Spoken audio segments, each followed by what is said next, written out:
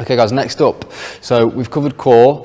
The next thing we're going to start looking at is the strength side of things. So phase one, stability, what we're going to try to achieve in this. So exercise number one we're going to look at is a press up. So the key thing on this, it lays a foundation of a good solid pressing mechanic.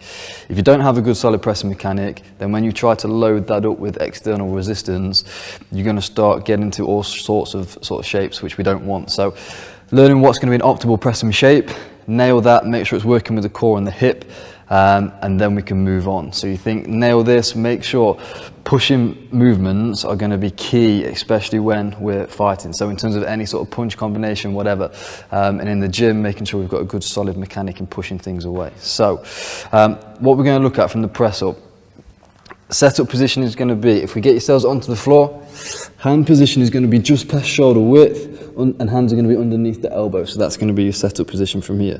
What you see a lot of the time is people go really wide and get up into this position here.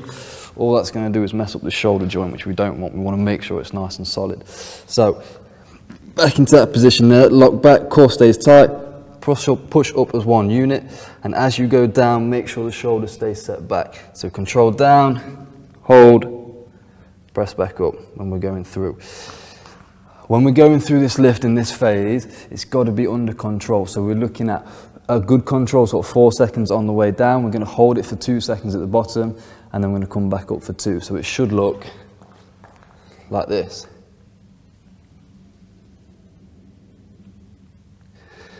That'll count as 1 rep. So really making sure you're challenging those stabilizing muscles with producing the strength as well. So guys, if we take the press up or push up from the front, what I want you to look at here is what's going on with the elbows, what's going on with the shoulders. So what we'll see a lot of the time is people's elbows coming out to here and then coming back up.